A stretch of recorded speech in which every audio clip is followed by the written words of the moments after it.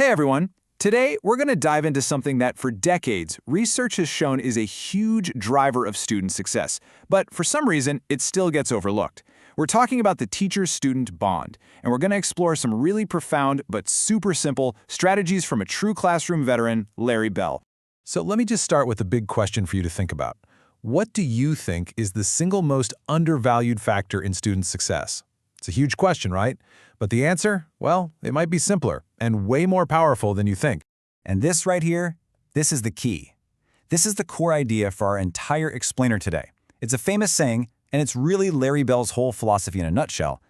Kids don't care how much you know until they know how much you care. This one sentence really frames everything we're about to get into. All right, so let's jump right into our first section, the undervalued connection. We're going to look at why these relationships are so critical and, why they so often get pushed to the back burner. What's so wild about this is that it's not a new idea. Not at all. We've had research going all the way back to the 1980s that proves time and time again the incredible benefits of these positive teacher-student relationships. And yet, somehow, in the everyday chaos of lesson plans and standardized tests, this absolutely crucial piece of the puzzle just gets lost. So, why? Why does this keep happening? Well, the source material suggests it comes down to a problem of, vagueness. Most teachers never really stop to define for themselves what a good relationship even looks like in practice. And then you have administrators who ask for it. They'll say build positive relationships, but they don't give any specifics on what to look for. So everyone's kind of left wanting this great thing without a clear map of how to get there. And that is exactly where our guide for today, Larry Bell, comes in. Which brings us to Section 2, Wisdom from the Classroom. So let's talk about who this guy is for a second, because his credibility is just off the charts, and it's all built on real-world in-the-trenches experience. Larry Bell's passion is teaching, period. He spent 15 years at Garfield High School, this massive school with over 3,000 students, and he often took on the most challenging kids. He literally made it his personal mission to reach every single one of them. From there, he became a supervisor, creating brand new programs for underachieving students. And for the last 20-plus years, he's been a national consultant helping whole school districts put his strategies into practice with amazing results. So this isn't just theory. It's stuff that's been proven to work in some really tough classrooms. Okay, so let's dive into the first two foundational strategies that he saw in the most successful classrooms. Section 3 is the core, care and time. Everything, and I mean everything, starts with care. But this isn't about being soft. It's about seeing students as more than just a number on a spreadsheet or a test score. It's about connecting with them as people first and students second. Because when they know you genuinely care about them as a person, they will run through a brick wall for you. So what does caring actually look like on a random Tuesday morning? It's so much simpler than you think. It's asking a simple question like, hey, how's your weekend? It's remembering one tiny detail they told you and then following up. That shows you are actually listening. And it's noticing their mood and just checking in. You seem a little down today. Is everything okay? These tiny little actions build a huge foundation of trust.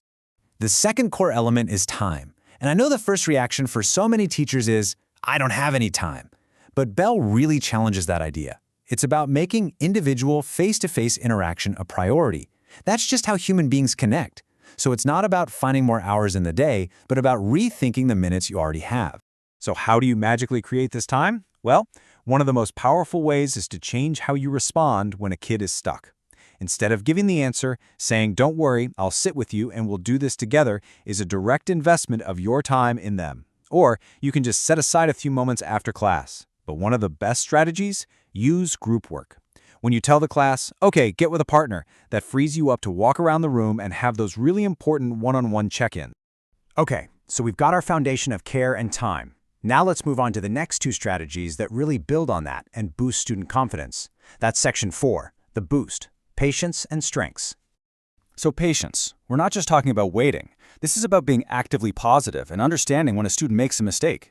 The whole point is to create a safe space where a kid isn't afraid to try, and more importantly, isn't afraid to be wrong, because that's where the real learning kicks in.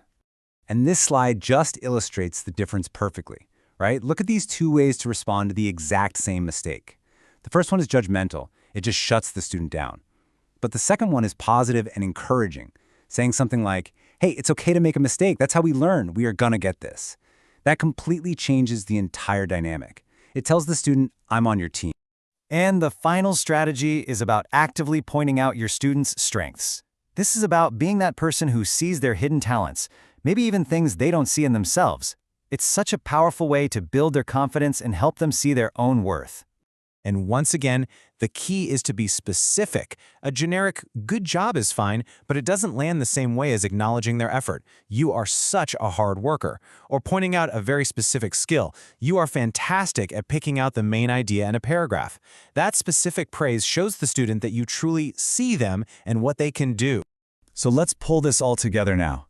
When you combine these four things, care, time, patience, and pointing out strengths, they do way more than just help one student.